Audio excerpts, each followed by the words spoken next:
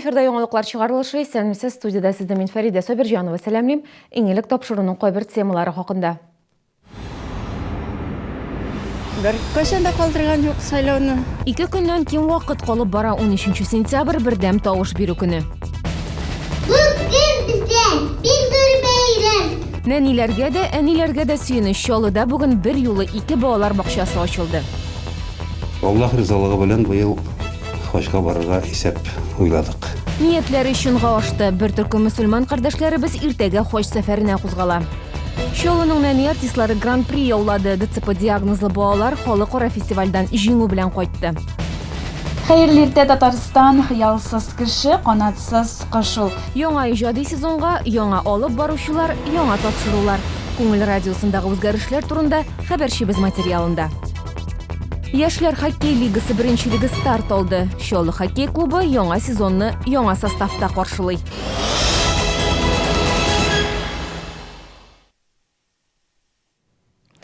Республика һәм шәһәр өчен мөһим вакыйгага кадәр 2 көннән дә ким вакыт калып бара.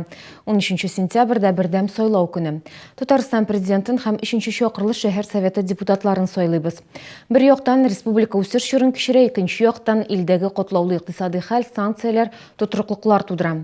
Ничек кенә булмасын, нәкъ менә шундый катлаулы сәяси чорда Татарстан президенты сайлаулары республика өчен иң мөһим һәм хәлиткеч вакыйгаларның берсе. Бүген Рөстәм Миннеханов татарстанлыларга мөрәҗәгать белән чыкты. Кадерле дуслар, сездән күбегез 13 сентябрьдә сайлау участогына килер. Республикабыз һәм татарстанлылар иминлеге өчен тавыш бирер дип ышанам. Һичшиксез, киләчәктә Татарстан тагын да көчәер, аның Россия күләмендә роле тагын да ныгыр. Сезгә киләчәктә ышаныч һәм бәхет телим. Чаллы сайлауларга әзер 13 сентябрьдә шәһәрдә 169 сайлау участогы үз ишекләрен ачачак. Шәһәрдә 400 меңнән артык сайлаучы исәпләнә. Комиссияләр иртәнге 7дән эшли башлаячак. Шәһәрдәшләргә кичке 8гә кадәр тавыш бирү мөмкинлеге бирелә. Үзем барам, сайларга барырга кирәк. Барабыз инде, от нас ведь зависит, как говорится, судьба нашей республики. Вот, барабыз сайларга. Сайлауга барабыз. Бер кайчан да калдырган юк сайлауны. Аннан безнең тормыш нишләнде. Яхшырак тормыш була шул. Кемне сайлыйбыз, шуңарга ышанабыз бит инде. Барабыз, чөнки бу һәр кешенең граждан позициясе белән шуңа үзебез сайларга тиешбез. Кем безнең безнең җитәкче һәм хөкүмәттә кем утырырга тиеш. Үзебез сайлыйбыз шуңа күрә. Сайлауда укучылар да катнаша. Алар 13 сентябрьдә укучыларның шәһәр советына спикерлар сайлаячак. Балалар өчен тавыш бирү үз мәктәпләрендә оештырыла. Чара иртәнге 8дә башлана.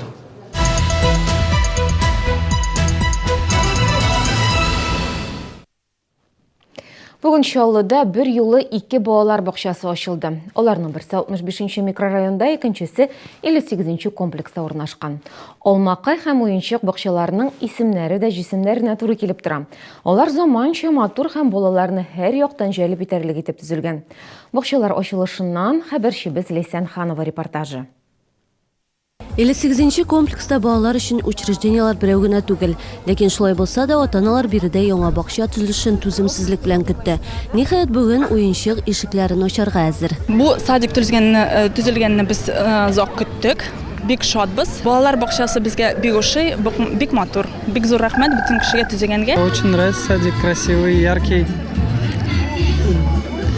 Давно ждали, когда построится. Все-таки построили. Традицион кызыл тасма киселде, дәрәҗәле кунаклар, ата-аналар һәм нәниләр бина эчендә. Уенчыкка 240 малай һәм кыз йөриячәк. Бассейн, заман таләпләренә туры китереп җиһазландырылган бүлмәләр, матур уенчыклар, интерьер, хәтта өлкәннәрне дә битараф калдырырлык түгел. С новосельем всех вас! Спасибо! Как у вас дела? Замечательно! Чем занимаетесь? Ну-ка расскажите. Наил Мәхдиев нәниләр белән аралашкан арада ата-аналар үз куанычлары белән уртаклашырга ашыкты. Алар өчен балаларының заманча яңа төзелгән бакчага йөрүе зур куаныч. Такого точно мы не ожидали, что прям такой яркий, красочный, все новое, прям как конфетка. Bugün bizden bir sürü beyler. Unutuz eyde Türkiye. Şartlandırıp sindirip. Okşaşına bizden. Татарстанда барлык социаль объектлар президент программалары буенча төзелә. Рөстәм Миңнеханов күрсәтмәсе нигезендә шәһәр һәм районнар инфраструктураларын үстерү дәвам итә.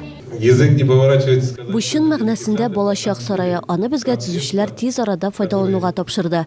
Алга таба да илебездә, республикада, шәһәребездә барысы да яхшы булсын.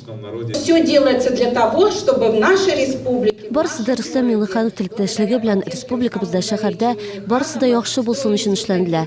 Балалар бакчалары төзелә, йортлар һәм мәктәпләр төзекләндерелә, спорт мәйданчыклары калкып чыга. Барысы да балалар өчен. Тагын бер бакча Алмакай 65-нче микрорайонда яшәүче балалар өчен ачылды. Тантанада шулай ук дәрәҗәле кунаклар катнашты. Алмакайга да 240 сабый йөриячәк. Аларның сәламәт, акыллы, мәктәпкә һәм тормышка әзерлекле булуы өчен бирдә барлык шартларда тудырылган. Быел Татарстанда рекордлы санда барлыгы 75 балалар бакчасы ачылачак. Аларның 6-сы Чаллыда. Бүгенге учреждениеларында исәпкә алганда аларның 5-се ачылды инде. Чиратта Мәләкәс аръягындагы 119-нчы бакча. Аны да якын арада кулланылышка тапшырырга тиешләр. Ләйсәнханова, Дмитрий Рачев, яңалыклар. Бер төркем мөселман кардәшләребез иртәгә Сугуд Гарәбстанына хош сәфәренә юл тота. Чаллыда Мәли хәзрәт Ибраһим җитәкчелегендәге 25 кеше иртәгә көндезге 3-тә автобусларга утырып Казан халыкара аэропортына китә. Бу төркемгә Леногорск һәм Казаннан хош кылырга баручылар кушылып, 49 якташыбыз юлны Казан-Стамбул-Джидда рейсында дәвам итәргә тиеш. Куя әйберләрне җайлап салынган сумкага, ерактыларга шыгар алдыннан. Мансур, блокнот белән ручкада бирәм, уйларын, кичерешләреңне язып барырсың, безгә кайткач укып күрсәтерсең, сөйләп күрсәтерсең. Мансур Хуҗиянов Хаҗга беренче тапкыр бара. Дин юлына 5-6 ел элек баскан. Җәмигъ мәчетендә якшәмбе мәктәбенә йөргәннән соң алга таба белемен арттыру теләге белән Ак мәчет мәдрәсәсенә беренче курска укырга керә. Дини семьяда үсмәдем. 5-6 ел. Дингә башта минем хатын киреп китте, җәмәгатем фәния. Аңа карап торып, мин дә кернеп йөри башладым. Мин инде ераграк киттем дигәндәй, Чаллыдагы мәдрәсәгә кереп, кичке бүлеккә 3 еллык шул мәдрәсәне тәмамлап, менә хәзер җәмигъ мәчетендә инде. Балаларны бергә башлы күзләттек, кулыбыздан килгәнчә белем бирдек, тәрбия бирдек. Инде хәзер үзебез өчен яшәргә кирәк дип уйлыйм һәм бабайны Хаҗга җибәргән ният кылдык. Аллаһы бирсә, Аллаһы теләсә, киләсе елгамы, аннан алдаракмы барга насип итсен инде миңа да. Хаж ислам диненең 5-нче баганасы. Пәйгамбәр туган торган урыннарга бару рухи һәм матди әзерлекне таләп итә. Елдан-ел хаҗиларның саны яшәрә бара. 40-45%-тан яшьләр алып тора. Барырга 7-8 ай кала группалар туплана башлый. Хаҗның төп шартлары һәм кагыйдәләре буенча айга 2 тапкыр дәресләр үтә. Анда практик һәм теоретик яктан әзерлек эшләре бара. Баргачтында кеше хаҗны кылабыз, кеше хаҗында ул Кәгъбәтулланы 7 мәртәбә әйләнү, таваф кылу дип атала, аннан соң Сафа Мәрвә таулары арасында сагый кылу, һәм иннән соң чәчне кыскартып, ихрамнан чыгып, уллы хаҗны көтәбез. Быелгы изге сәфәргә Татарстаннан барлыгы 750 кеше бара. 1500 кешегә квота бирелгән булган. Хаҗ кылучылар санының кимүе доллар курсының кискен артуына бәйле дип билгеләп үтә дин әһелләре. Юлламаның доллар эквивалентындагы бәясе элеккечә үк калды. Иң очсыз эконом туры якынча 220 мең сум тора. Ул 1,5 тапкырга кыйммәтләнгән. Хаҗилар 13 сентябрь көнне көндезге 3тә урында булачак. Аларның Чаллыга 6 октябрьдә кайтулары көтелә. Илсия Валиуллина, Алексей Иванов, яңалыклар. Хәзер реклама, безнең белән бергә калыгыз. Чаллының нәни артистлары Гран-при яулады. ДЦП диагнозлы балалар халыкара фестивальдән җиңү белән кайтты. Хәерле иртә, Татарстан, хыялсыз кеше, канатсыз кошул. Яңа иҗади сезонга яңа алып баручылар, яңа тапшырулар. Күңел радиосындагы үзгәрешләр турында хәбәрчебез материалында. Яшьләр хоккей лигасы беренчелеге старт алды. Чаллы хоккей клубы яңа сезонны яңа составта каршылый.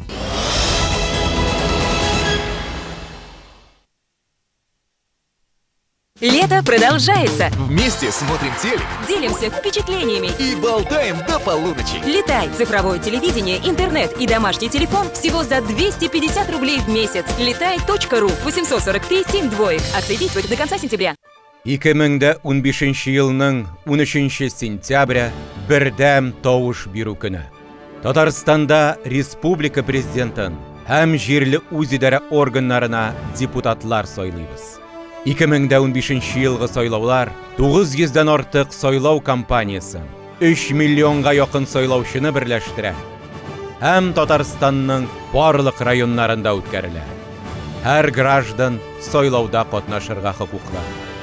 2015 елда иң мөһим сайлаулар. Грипп, простуда. Есть резон в нос закапать. Гриппферон. Предприятие продает аквариум объемом 150 литров для офиса 2015 года выпуска. Телефон 56 15 09. Ура! Что случилось? Пошли скорее! В Розе сезон открывается! В магазине Розе новая осенняя коллекция. Шубы, дубленки, куртки и плащи в большом ассортименте. Торговый центр Омега, 2-й этаж. 32 31 35. Моя семья приехала в Челны, когда я еще был ребенком. И вот уже 12 лет лечу людей. Мне посчастливилось работать в самом современном центре экстренной медицины страны. Я как врач рад, что здесь так заботятся о жизни и здоровье людей. Уверены за здоровое будущее своих детей. А их у меня 4. Люблю Челны. Иду на выборы.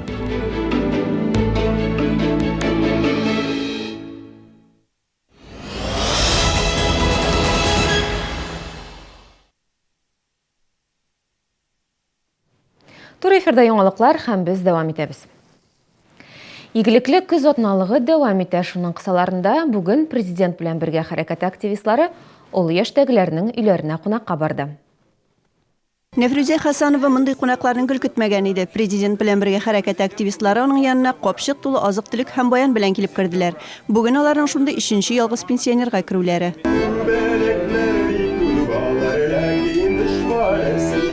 Бу акция ул беренче ел түгел, ел сайын бара.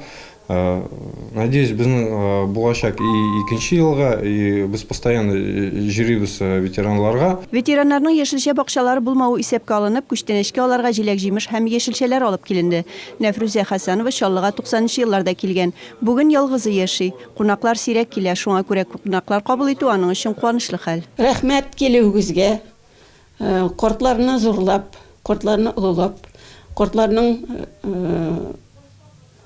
күтәргәнен, настроениесен күтәргән өчен рәхмәт бик зур. 7-сеннән 14 сентябрьгә кадәр узучы игелекле көз атналыгы республика күләм кысаларында күп игелекле эшләр башкарылган. Активистлар акция вакытында гына түгел, гадәти көннәрдә дә пенсионерларның өенә барып хәлләрен беләчәк. Илсия Валиуллина, Ксения Антонова, Алексей Иванов, яңалыклар. Алтын майдан фестивалендә катнашып, Чаллының нәни артистлары гран-при яулады. Халыкара фестивальдә ДЦП диагнозлы балалар арасында оештырыла. Шәһәрдәшләр Кечкенә принц балалар планетасы спектаклен тәкъдим итте. Анда 8 бала катнашты. Конкурста бу чыгыш иң үзенчәлеклесе дип билгеләнде. Кечкенә принц балалар планетасы спектакль өстендә эш узган елны ук башланган. Репетициялар арт-терапия кысаларында үткән. Аннары һәр бала үз роленә кереп уйнарга кирәклеген аңлый башлады. Бирдә барысында төп рольне башкарды. Үзенчәлекле балалар белән мин беренче тапкыр эшлим ди мастеровые театры артисты Татьяна Заболоцкая. Особенности, ну они, конечно, есть. Үзенчәлекләр әлбәттә бар. Балалар бик эмоциональ. Гади балалар шулай эмоциональ, ләкин бу балаларда икенче төрле эмоция, ялган түгел. Аларны бергә җыю бик авыр. Эш барышында без бер-беребезне тыңларга, аңларга өйрәндек. Алтын майдан фестивалендә ДЦП диагнозы балалар арасында нәни шәһәрдәшләребез гран-при яулады. Фәлсәфи спектакль беркемне дә битараф калдырмаган. Нас впервые пригласили на международный инклюзивный фестиваль. Безне беренче тапкыр инклюзив фестивальгә чакырдылар һәм без барырга булдык. Ләкин моңа бер дә үкенмәдек, гран-при яуладык. Да, усилия надо прикладывать, чтобы играть роль маленького слоненка. А ты сцены боишься? Нет, у нас большая так-то сцена, но там ничего не было Слышно. Тәнзилә Егорова әйтүенчә, шәһәрдәшләребез бу спектакль белән үз сәхнәбездә чыгыш ясаганны сорыйлар. Киләчәктә ДЦП балалары фонды үзенчәлекле балалар театрын оештырырга өметләнә. Ильвина Васильева, Ксения Антонова, Дмитрий Рачеев, Яңалыклар. Милләтләр күп, илебез берәү Россиянең Идел буе төбәкләрендә яшәүчеләр шундый исемдәге социаль рекламалар бәйгесендә катнаша ала. Ул Удмуртия Республикасы Милли сәясәт министрлыгы башлангычы белән үткәрелә. Конкурс Россия халыклары арасында берләштерүне ныгыту һәм Россия халкында этник культураны үстерү максатын күз алдында тота. Бәйгедә аерым авторлар, иҗади коллективлар да катнаша ала. Катнашуга гаризалар кабул итү 30 октябрьгә кадәр тулырак мәгълүматны экраннарда күрсәтелгән. Телефон номерына шылтыратып яки сайт аша белергә мөмкин. Җиңүчеләр исә 19 ноябрьдә билгеле булачак. Күңел радиосында яңа иҗади сезон башлана. Иртәнге сәгать 7-дән кичке 11-гә кадәр шәһәрдәшләребезгә яхшы кәеф өстәүче радиобыз яңа тапшырулар әзерли. Аның аудиториясе дә яшәрә. Күңел радиосында тагын нинди үзгәрешләр көтелә, тулырак алдагы сюжетта. Хәерле иртә, Татарстан, хыялсыз кеше, канатсыз кошул. Хыял кешене яшәтә, хыял матурлыкка, яктылыкка, сафлыкка чакырган йолдыз ул. Һәр чак хыялланыгыз, теләгән хыялларыгыз тормышка ашсын. Һәр кемнең бу дөньяда үз хыялы бар. Минем дә әлбәттә хыялым бар иде шушы. Күңел радиосында эшләргә, ниһаять ул минем чынга ашты. Мин күңел радиосында эшлим, алып барам. Күңел радиосында әле яңа гына эшли башлаган Лейла үзенчәлекле тавышы белән күпләрне җәлеп итәргә өлгерде. Кастинг үткәреп радио яңа алып баручылар сайлап кына калмады. Яңа проектлар да барлыкка килде. Яңа сезонда күңел радиосын тыңлаучыларга без плейлистта әлбәттә инде зур бүләкләр әзерлибез һәм һәр көнне 1 сәгать эчендә без бары тик хитлардан җыелган сәгать тәкъдим итәбез һәм шулай инде безнең плейлистта яңа тапшырулар булачак. Шундый яңа тапшыруларның берсе Дуслар шоу. Туры эфир студиясенә яңа гына үз иҗатларын башлап җибәргән җырчылар, язучылар чакырылачак. Эфирдән югалып торган проектлар икенче сулыш ала.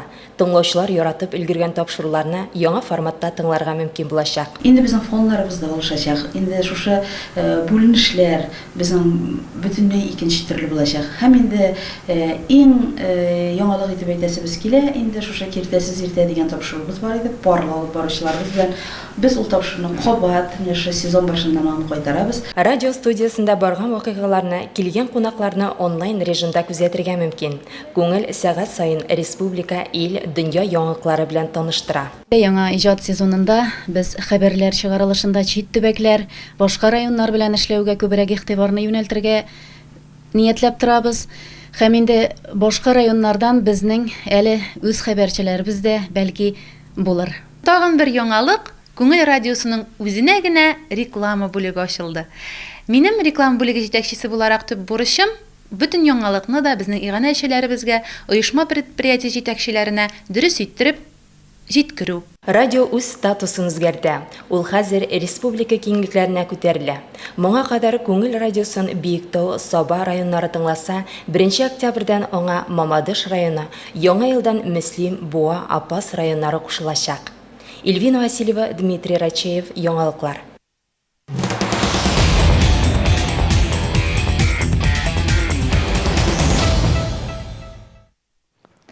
Сезон башланды. Бүген Яшьләр хоккей лигасы беренчелеге старт алды. Онда Чаллы хоккей клубы катнаша. Команда алдында быел нинди бурычлар тора һәм клуб яңа сезонга нинди кәеф белән аяк баса, алдагы сюжетыбызда. Чаллы командасының составы яңарган һәм яшәргән. Бу үзгәрешләрнең сәбәбе дә бар. Узган сезон команда өчен уңышсыз булды. Чемпионатта соңгы урын даими иңгәнүләр. Өстәвенә клуб финанс кыенлыкларына да тарыды. Хәзер инде булар барысы да артта. Яңа сезонны команда 80%-ка яңарып каршылый. Команда очень позитивна. Команда сезонга бик уңай кәеф белән керә. Ижауда турнирда җиңеп кайттык инде. Спортчылар микротравмалар белән интегә интегән. Алар аны соңгы уеннар һәм күнекмәләр вакытында алды. 1-2 уенда катнаша алмасалар да тиз арада сафка басарлар дип көтәбез.